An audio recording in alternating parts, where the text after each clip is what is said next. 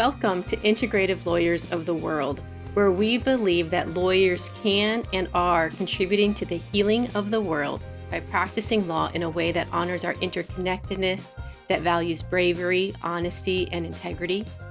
And we believe this because we see lawyers doing this all over the world.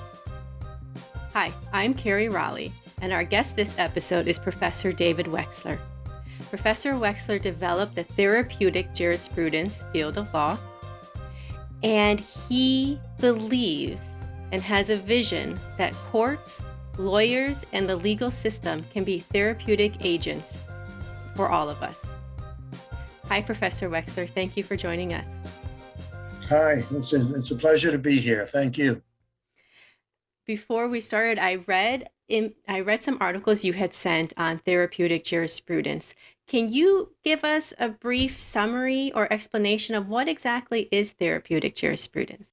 I can indeed, and I'm prepared for that. I actually have it marked here because I'm always asked that, and so I kind of have a stock answer to get it off the ground. And I think I'm on the right page here where I have a definition of therapeutic jurisprudence. And here it is. This is a pretty stock definition, but I can build on it afterwards.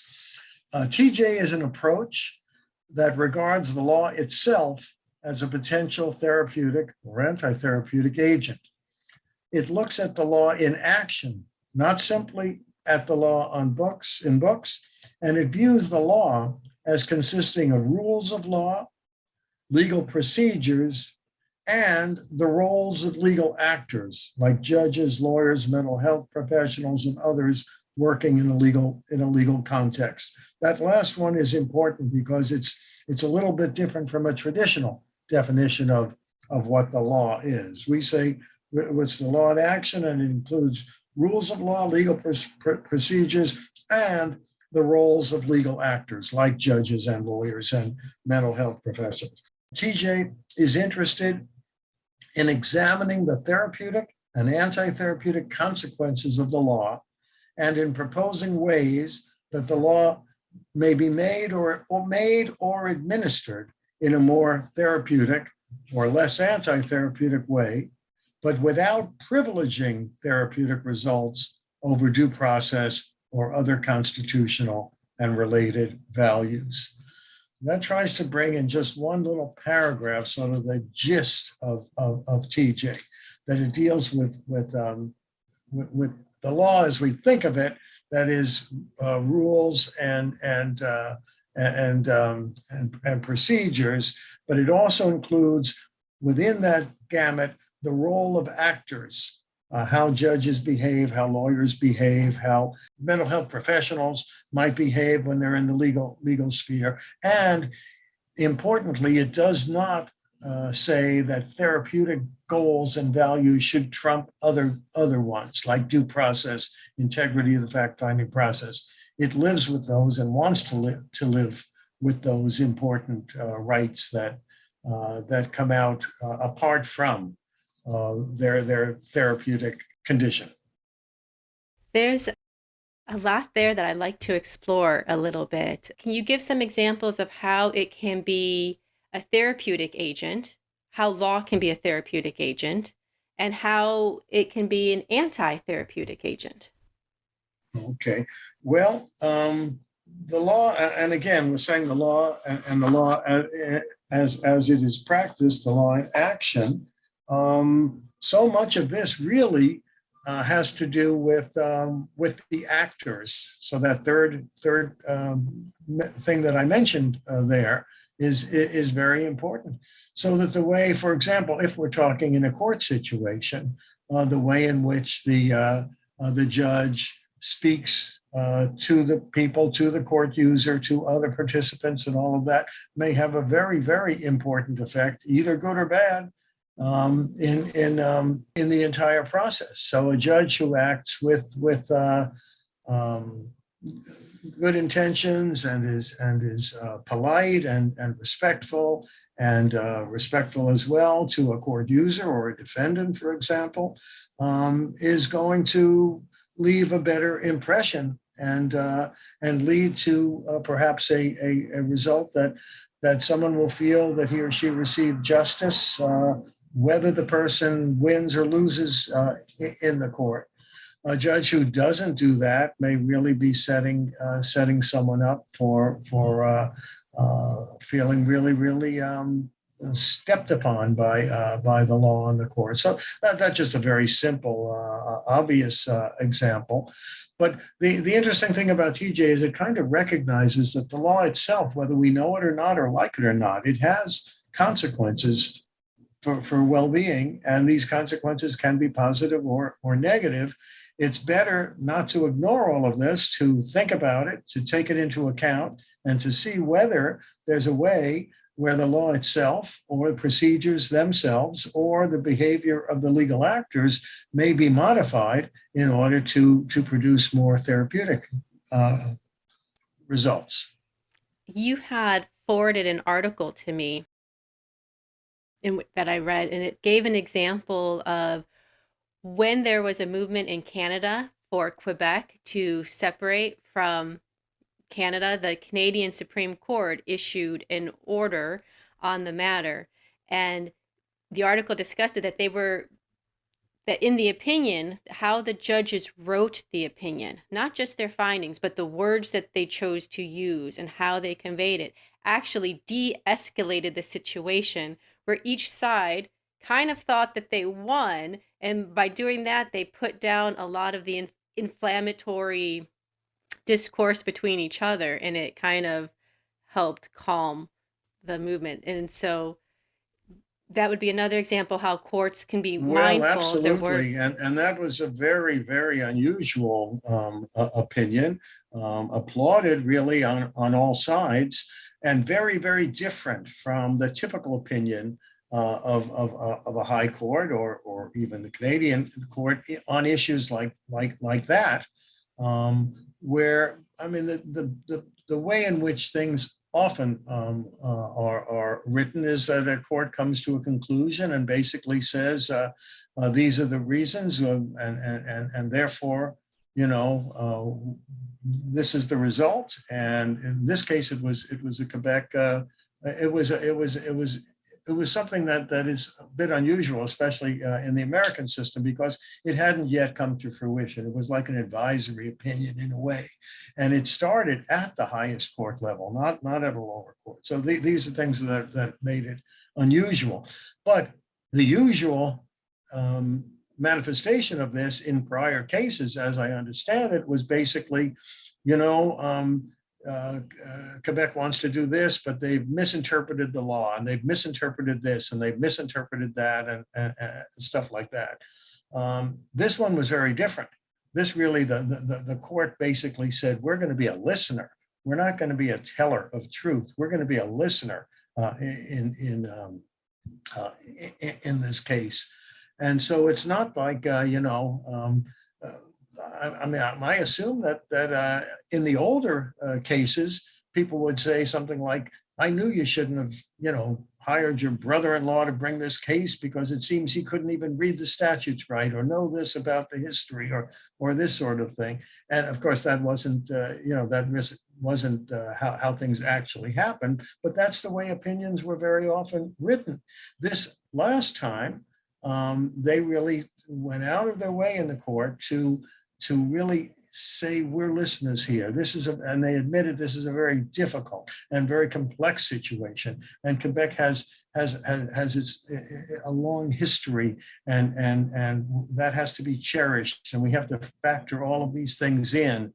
And it came up not only with writing an opinion in a way that everyone kind of applauded it, but also in having a rule that says, if in the future there is a very strong expressed sentiment on secession or whatever it was, and there would then be an obligation on all of Canada to seriously consider this. but it didn't say to give it or to withhold it. In other words, it really didn't come up with a result, but it just said, this is very serious. It's been well explained. There are lots of important issues here. We're not going there now. But it's something that we're all going to have to really be cognizant of if something like this arises in the future. And it seems like everyone felt like they won when this was over. Quebec didn't win the case, but they were very respected, and others felt that.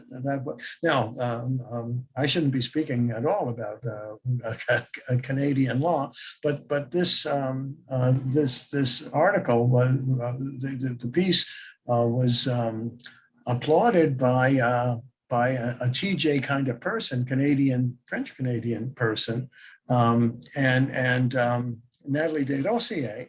And she had studied TJ in family law situations. And she saw really a connection that there was a therapeutic jurisprudence element to what they were doing here. And so she wrote about it.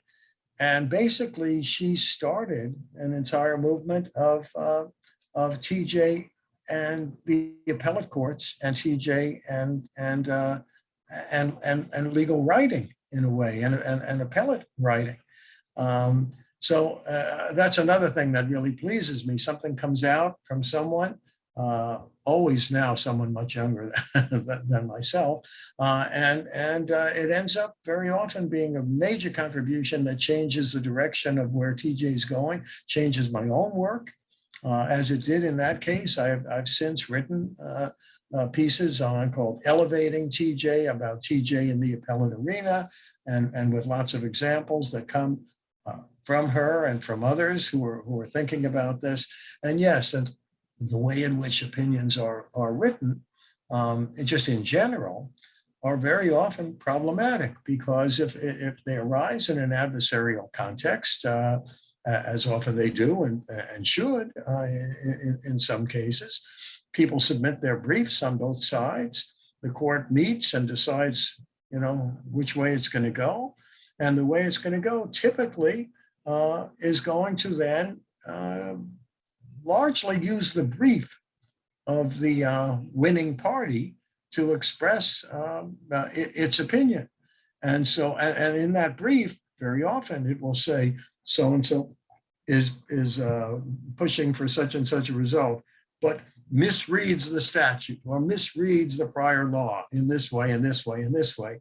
And so that's how the opinions come out. Now, court opinions don't have to be written that way, but judges aren't heroes. They can be competent and interested and important, but if someone else has sort of done the work for them, it's hard for them to just say, we're going to throw this out and just write something else. So I agreed in that judging has to be done differently, but had different suggestions on how that might occur, and how certain law clerks, especially law clerks who are permanent law clerks, who've decided to spend their career working with the court, might be used to kind of reshuffle an opinion. Maybe not to change the results at all, but to change the way in which it is expressed, so that it won't be so harsh, as though your brother-in-law misread the law. It's not going to be that way. So I think we've been very, very interested in the general field now of legal writing and TJ, and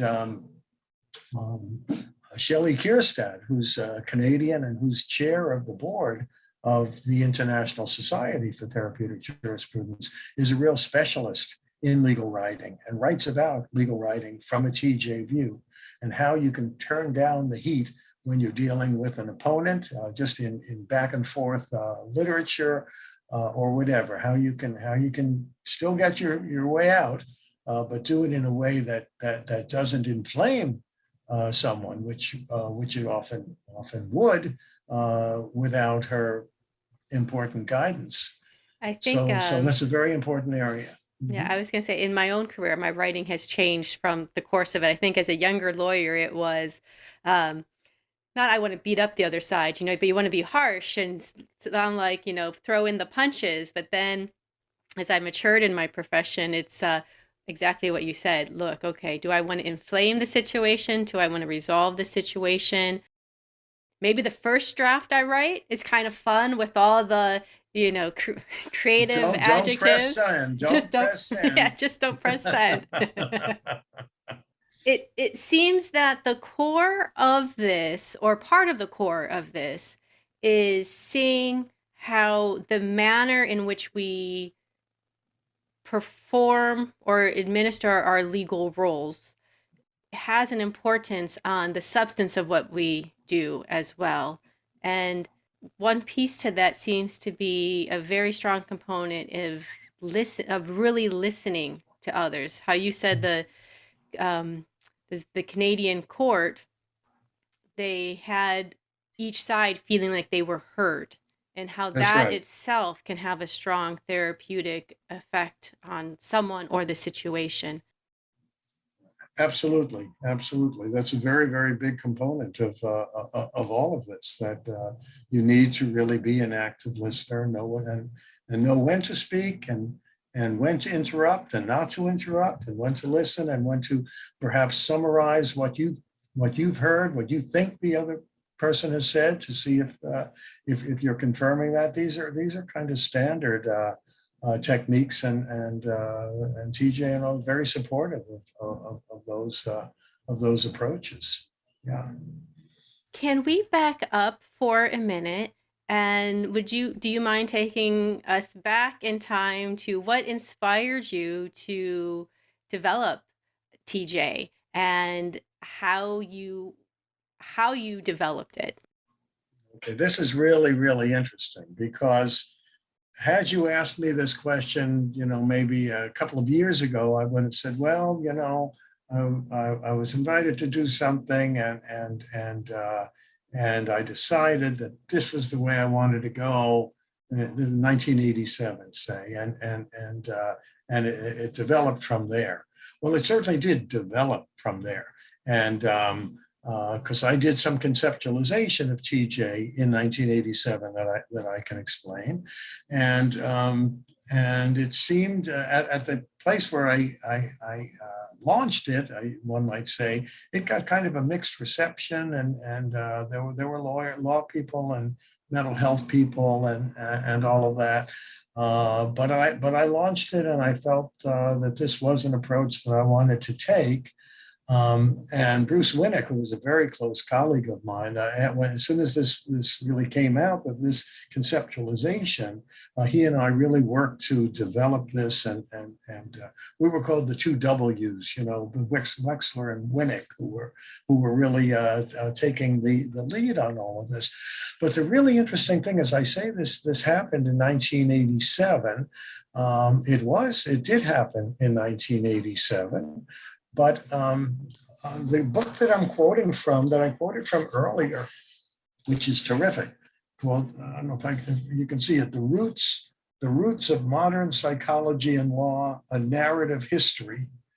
And it's edited by Tom Grisso and Stan Brodsky, two important people in law and psychology generally.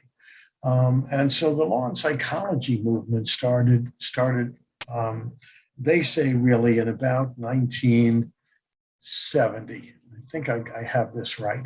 And what they were doing, this book is the product of something that they wrote, where they found people who, as old as I, were actually doing something in the area of law and psychology as early as 1970. And then they wanted us to look and see what we were doing. They wanted us to write about something. What were you doing in 1970 and during the 70s? And how does that relate to what you're doing today? Okay. So, it's really interesting. So when I ended up, I ended up basically going back and looking at my work in the 70s. And in the 70s, it turns out I was doing all sorts of stuff that really turned into TJ, but was implicit. In 1970, my students and I had a seminar. This was at the University of Arizona. And I decided to do something different, especially different in those days. And that was to have kind of an empirical component, not just looking at cases and statutes and case law, but also to visiting facilities, mental hospital, court systems. I was in 1970, I guess I was taking I had been doing criminal law, but I was offered a seminar in what was then called law and psychiatry, later called law and mental health. Okay, and I jumped at that chance because I was always interested in psychology and those sorts of things. But I decided with the students and myself, we would go out and see what was really going on in Arizona, throughout the state, sitting in on commitment hearings, visiting the state hospital, interviewing different people. And we wrote an issue of the Law Review, which was an entire 280-page volume called The Administration of Psychiatric Justice Theory and Practice in Arizona. It was all on what we then, I don't know what we called it exactly, but by the time I wrote my first book, which was in 1980 or 81, we were already calling this mental health law, not law and psychology, law and psychiatry, but mental health law at that time. And the funny thing is that I talk about this magic date of 1987. That's when a group, the National Institute of Mental Health, decided to hold a meeting on law and mental health. Okay, that's what it was on.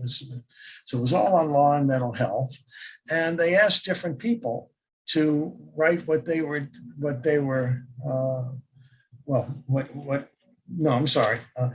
Roots of Modern Psychology and Law did was take people who were active in law and in psychology back then and are still doing it. I was one who was working in law and mental health during that time and then developed TJ. Others, John Monahan was talking about prediction of dangerousness back then. Shari Diamond was talking about jury approaches. So some of this had nothing to do at all with mental health law. It just had to do with law and psychology, what was happening back then and what's happening now.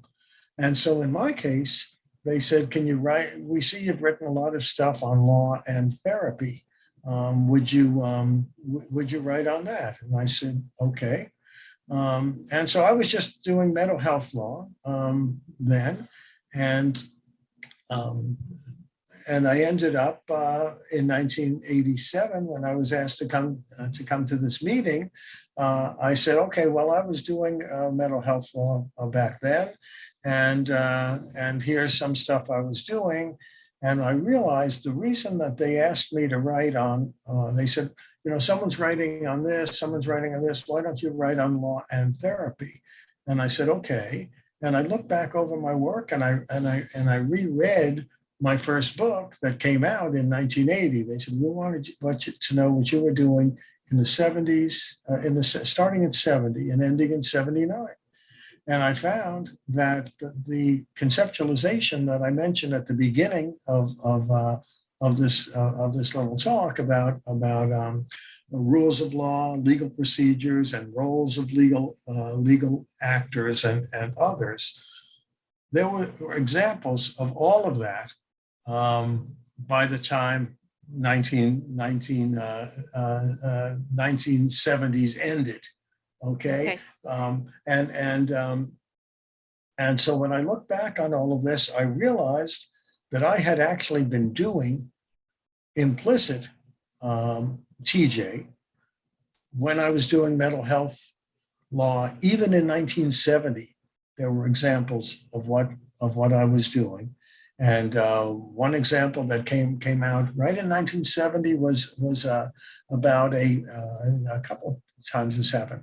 Someone who wanted to go voluntarily to the state hospital in Phoenix, in the middle of the state, from a rural place, and he was poor. And he was willing to go to the state hospital. He wanted to go to the state hospital, but he couldn't afford to get there. And someone in his home community figured out that, well, if you go to the court, they can probably order you committed, and then the sheriffs will drive you down, or you'll get public transportation. And so the person did that, and got to the state hospital, and there he was. But he was there now with a stigma, because he was now an involuntary patient when he had intended only to be, or wanted to be, a voluntary patient. And everyone was agreeable with that. Had he had his own transportation down to Phoenix from his rural area, he would have entered as a voluntary patient.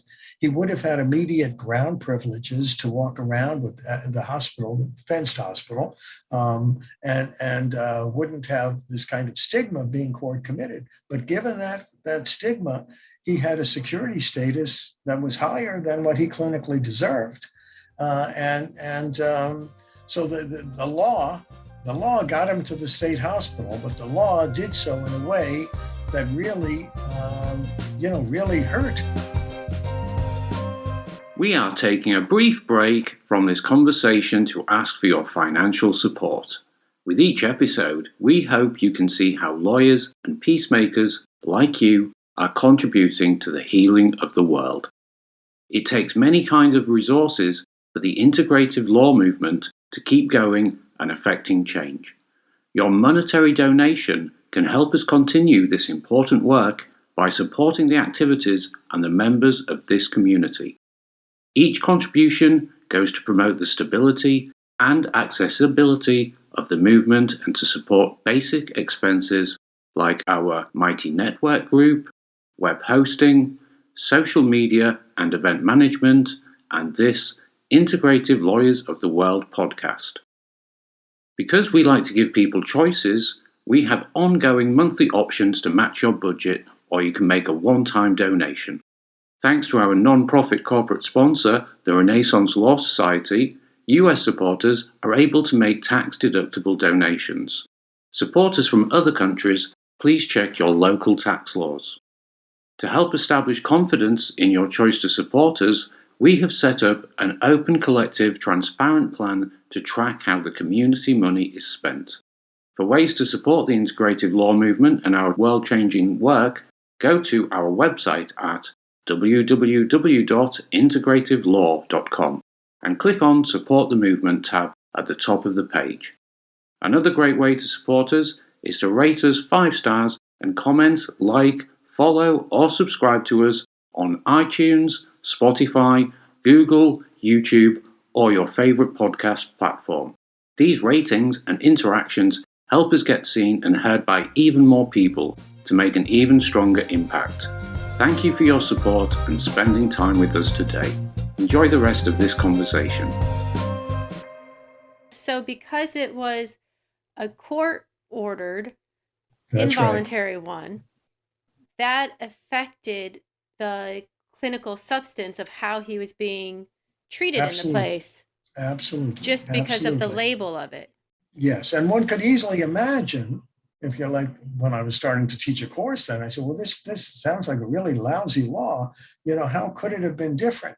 Well, there could have been a law that said that if someone from their home community is certified by a doctor as being interested, as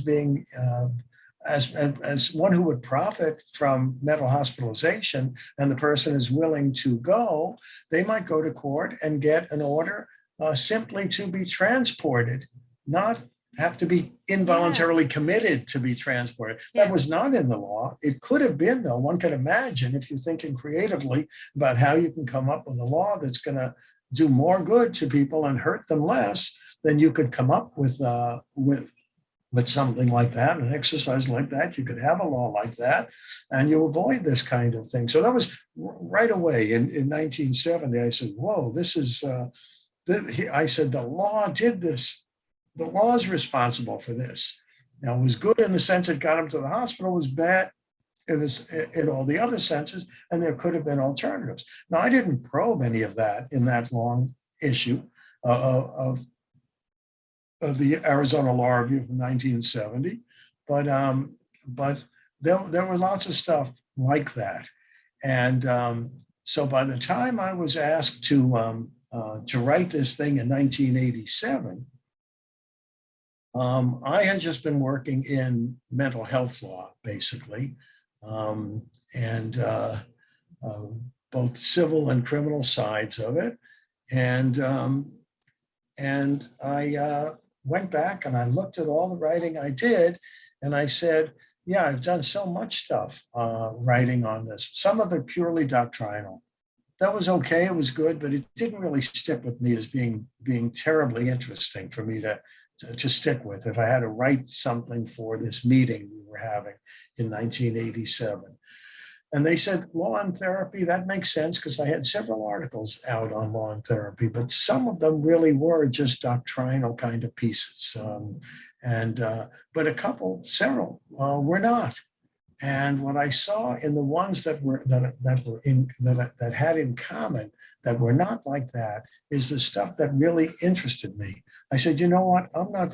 I'm writing in law and therapy, but if you really want to know, I'm not, really taken with the whole area of law and therapy.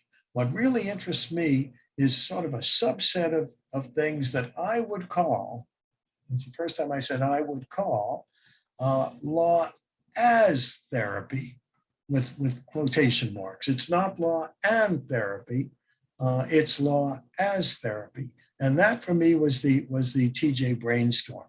And so that's what I presented at that meeting in 1987 when I said, well, this is when it was developed. This is when it first was developed, I guess. And then Bruce and I worked to really,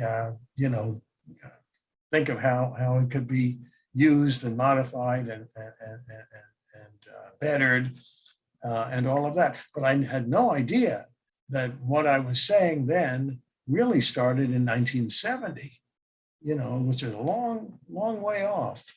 And when I looked at my trajectory of work during the 70s, I saw that I did this and this and this and lots of stuff on law and therapy, lots of things that were moving towards what would become TJ if I knew that I had a trajectory. But then it was there was other stuff too, some sort of standard stuff on civil commitment and on seclusion and restraint, and then stuff on insanity. I said, I was diverted. If I was on a trajectory, I was diverted for a few years. Why? By the acquittal of John Hinckley in the attempted assassination of the president, and everyone was writing on the insanity defense, and so was I. And this was not pure TJ in any way, but I was really interested in it and worked on it for a while. And then I sort of came back. I was in sort of a TJ sort of way in another thing that I wrote. And then I got this invitation to go to the NIMH meeting. And that's kind of since they invited me, I tried to think clearly, and I said, this is it, law as therapy. And since then, I've often thought, well, what if I didn't have to get that invitation? And I just kept on my own way. And I don't know that I would have, what would have come, whether I would have taken those few cases that really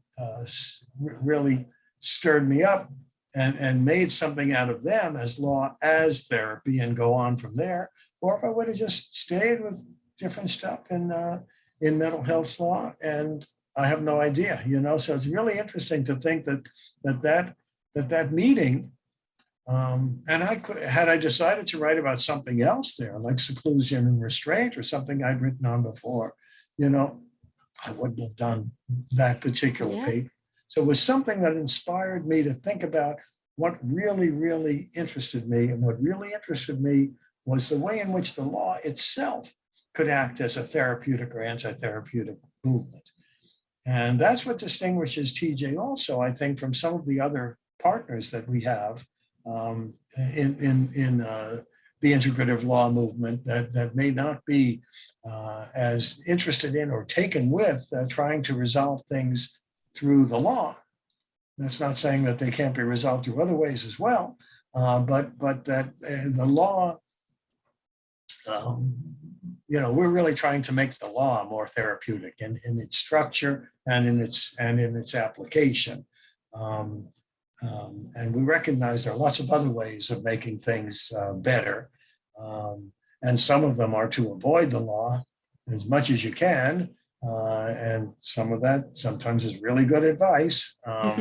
So all these things sort of come together. But that's what I think distinguishes TJ is that it really takes the law itself and says we can do things better within the law if we concentrate on how it's designed and how it's applied. There's a couple things that jumped out at me is one that are aligned with values in the integrative law movement. In the 70s and throughout your career, you are staying true to your interest, right? You're developing things with your interests, but in the 70s, it's not like you sat back down and saying you plotted it out. This is what I want to do.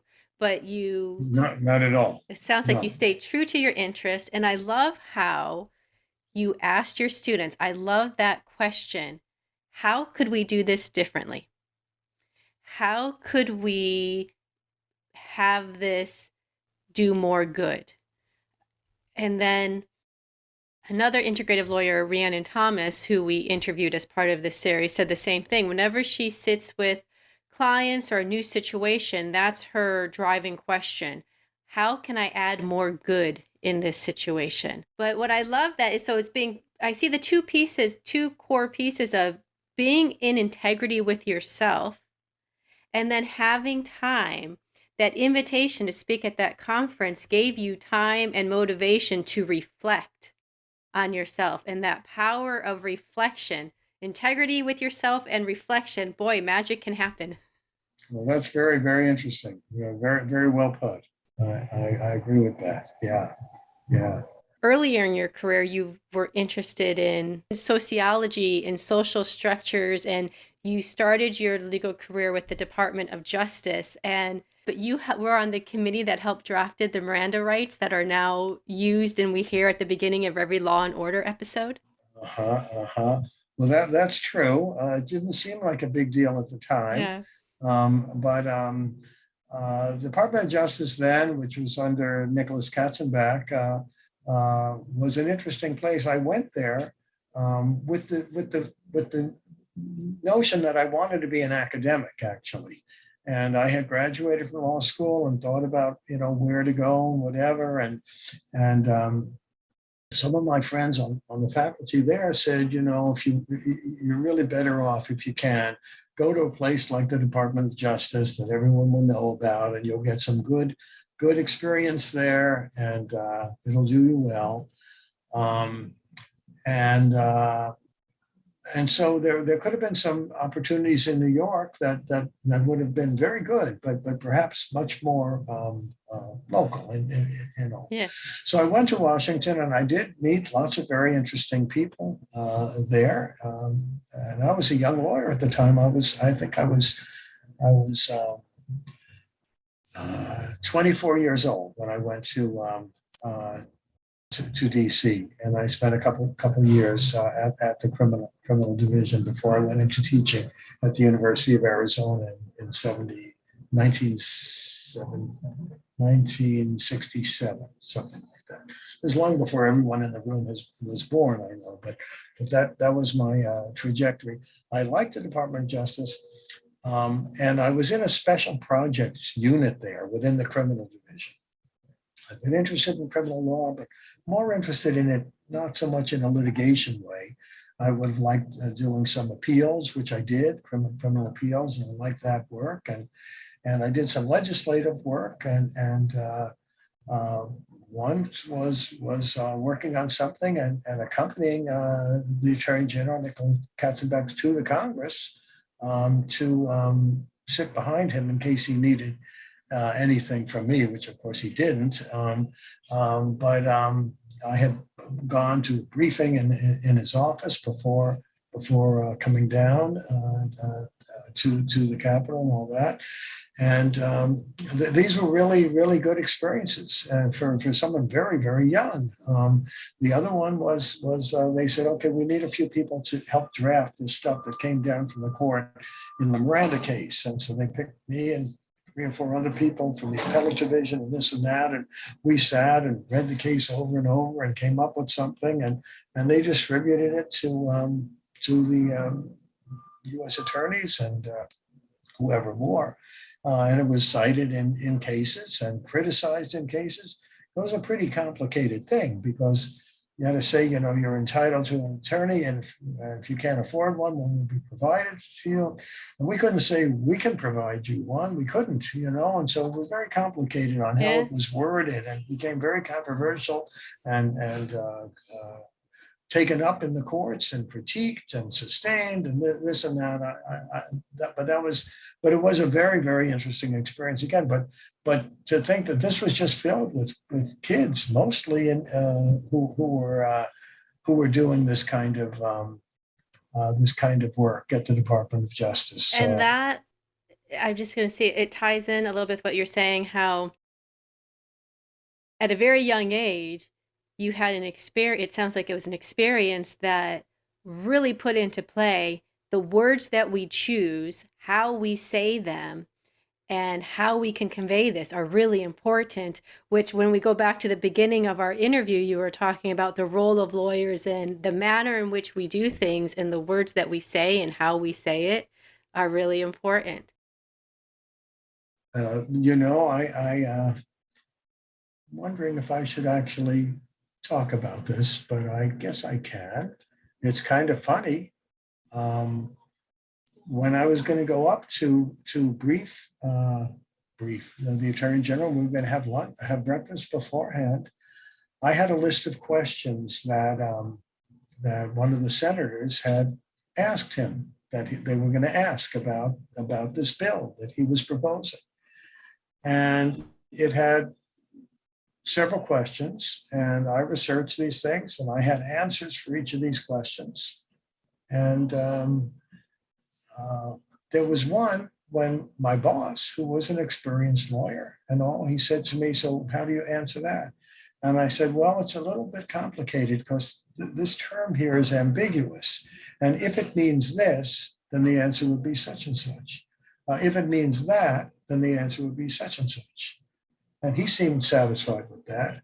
And so we went up and we're talking to the Attorney General. And he came to that question and I gave the answer.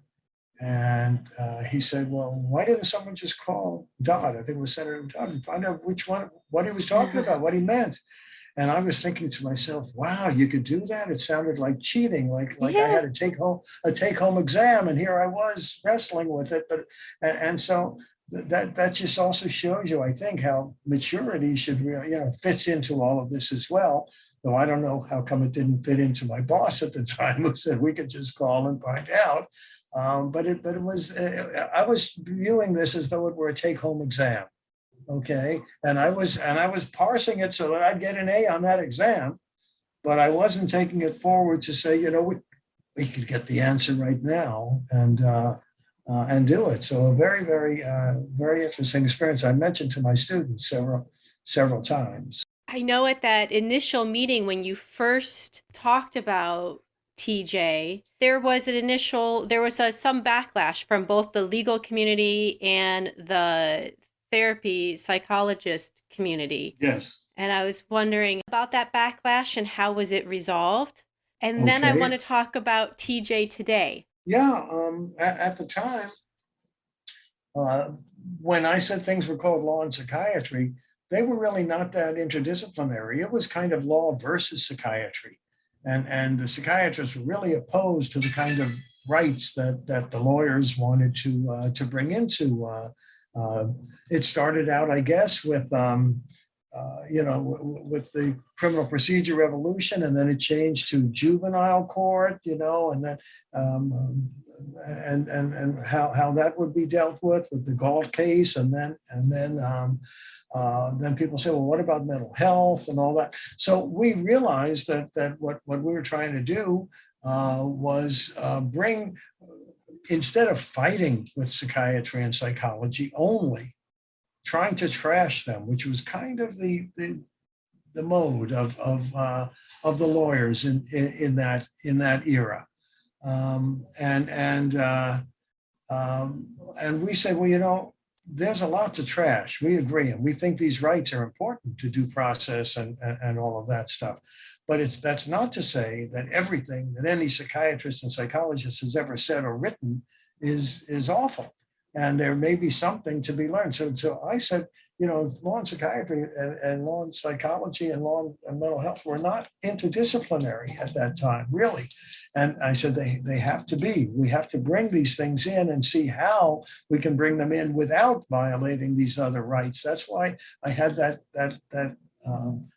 proviso at the end of that little paragraph that I mentioned. So there were articles written like by psychiatrists, like dying with your rights on. This would be, you can get your rights and then you're going to die. And then on the other side, it was prisoners of psychiatry. These were the kind of books that were coming out in that era. So it was really a fight between the two disciplines. And TJ tried to say, let's see if we can keep the rights, be respectful of the rights, but still see if we could worm our way around and take some hints from psychology and psychiatry about building trust and all of that. So that was, and at the meeting that I gave this, some of the lawyers freaked out because I was talking about something with a more therapeutic goal. Not all of them, but some did. And some of the psychiatrists who we thought would think this is wonderful, now they're going to try and tell us how we should practice our profession is the way that went over. So at the beginning, there was really a clash between the two fields. I think it has mellowed, quite a bit since then. But that was kind of the initial response. That was that when that first article on conceptualization TJ came out, it was a very, very mixed reaction to it.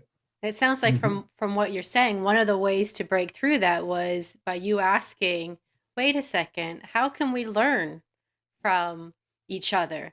Instead of how can we fight? What can I learn here? That was That's right. Very change in the dynamic of energy. And when you do that, possibilities come through, right? The other thing that happened then is as it did catch on, because law was really getting boring with just the doctrinal kind of stuff and the rights orientation. This, without challenging that, it added something to it. And it made it truly interdisciplinary. And people who were teaching mental health law at the time really gravitated to this. They said, hey, this is something new that we hadn't really been doing, and we like it, and we want to do it.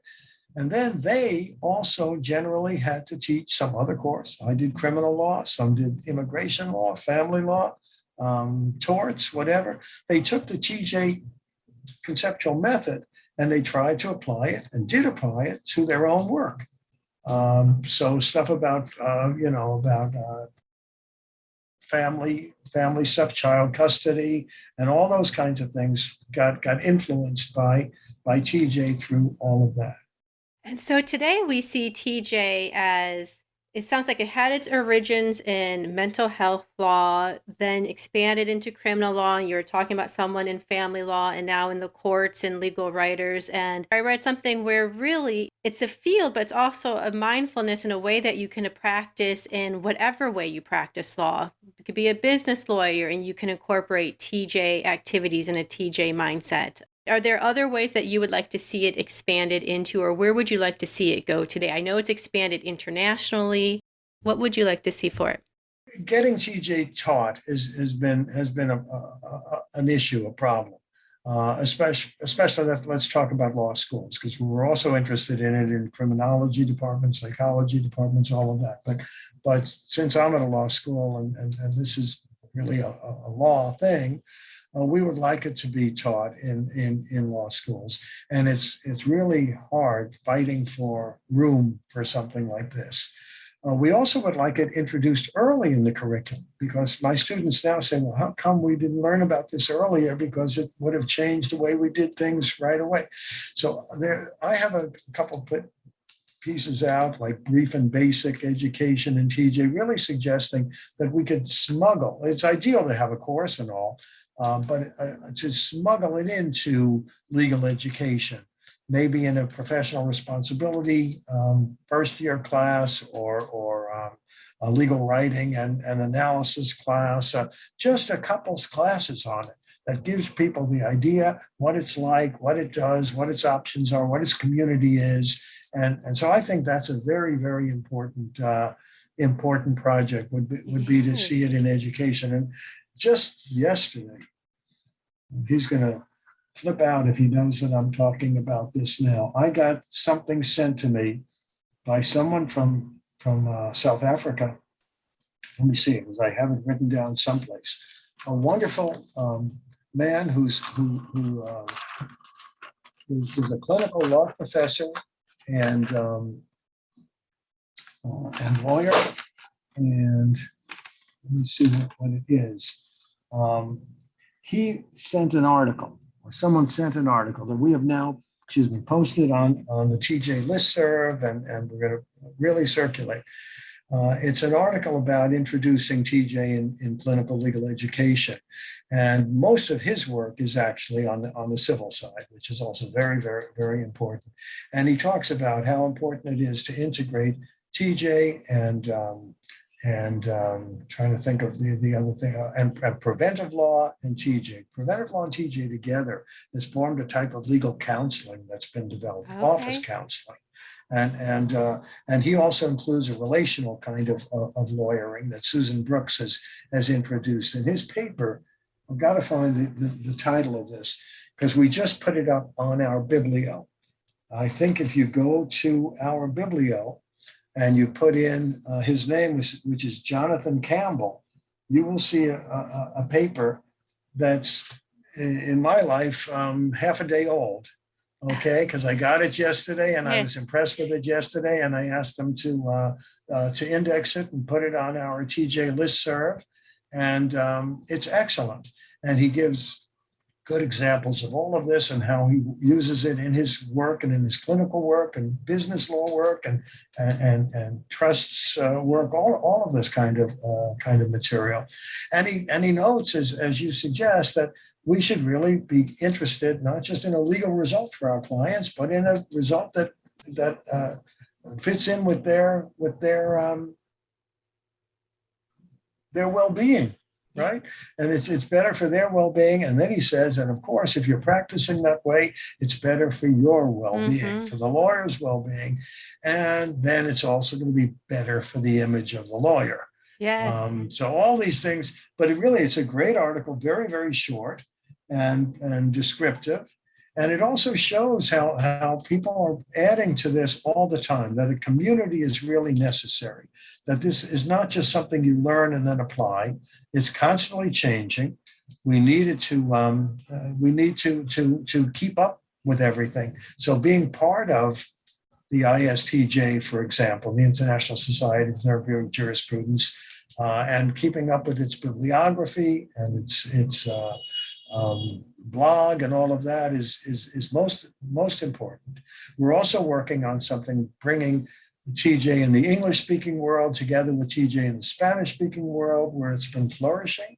And since I'm in Puerto Rico, we have that bilingual kind of stuff here, and we're trying through something called a TJ Center at the University of Puerto Rico to bring some of these not together, but to make the Anglophones are aware of what's happening in Spain and Latin America and vice versa and all that. So it's very exciting, and it's happening all the time. Every day there's a new article like the one that I've just mentioned to you. Would you like to share how your life unfolded in a way to allow this to happen with your move to Puerto Rico, and how it wasn't planned in your move to Puerto Rico, but how moving to Puerto Rico helped open this up even further? Yeah, it's very interesting. Yes, I came to Puerto Rico once on a couple-day vacation. I really liked it, and whatever. But anyway, there was a time when I asked if I could come here as a visitor, and they said yes. And I started visiting in the summertime, and I just really loved it, and came back for about 9 summers, and then basically asked if I could move here, and I did. And this was a move that was done really. I mean, the law school here is very good. My students are very good. I've been really pleased with them. But the truth is, I came here to change my life in a way, and I was getting bored with my other life, even though it was nothing wrong with it or anything. But I really made a move because as I described it someplace, I feel happier and younger in Puerto Rico, and despite all the stuff that's going on all the time here. But I didn't do it for professional reasons, is what I want to say. I had my profession already kind of in gear, and I was able to transfer it here and teach what I wanted to and all that. But as I got into it and got a little bit conversant in Spanish and all that, I started getting invited to give talks in Spain and Latin America, and I learned how to fake that and to do that. And then I got pretty known in the Spanish-speaking world, and they started Ibero-American Association of Therapeutic Jurisprudence that has branches all over Spain and Latin America. And at University of Puerto Rico now, we're trying to, I say, get knowledgeable about what's going on in those TJ communities and what's in ours and melding them.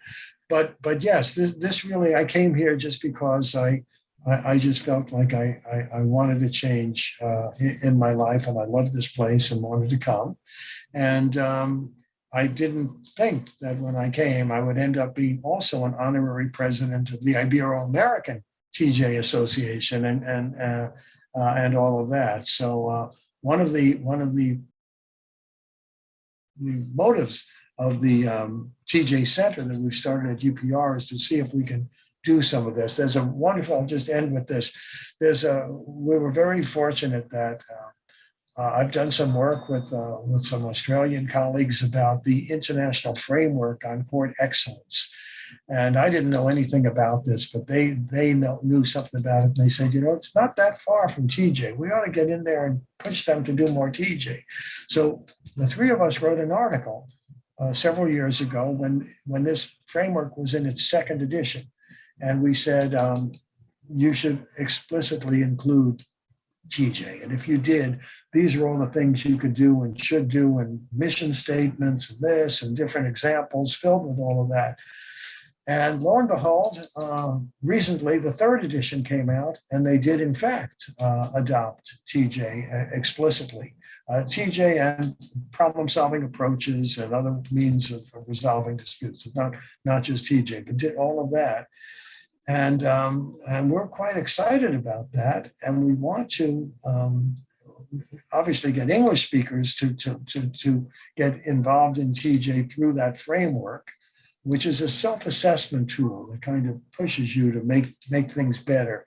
But we also, the framework itself comes out in many languages, including Spanish and Arabic and this and that. And we're trying now to get our paper translated to Spanish, because people in Spain may see the framework in Spanish, but doesn't tell them, it just says TJ is accepted, but it doesn't tell them more than a paragraph, more than the one I read to you about what TJ is.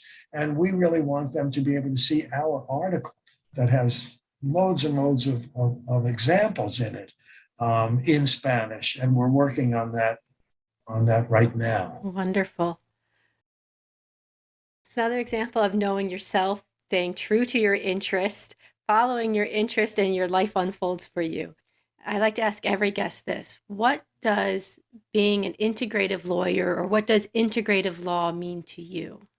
It means to me that lawyers should really be practicing in this broad method. That these different vectors and whatever all have things in them in common, and we should try and really work to make the law and its administration a much more therapeutic place, looking on well-being for us, and we will be happier if we're doing work like that rather than in some revolving door system that has people coming back and forth and back and forth. and we will be happier, and our clients will be happier. And what's wrong with that? That's what I say. Yeah, what's wrong? Absolutely nothing. That's wonderful. Thank you so much for being part of Integrative Lawyers of the World today. I Thanks a really lot. appreciated this. It. Okay, thanks. Bye.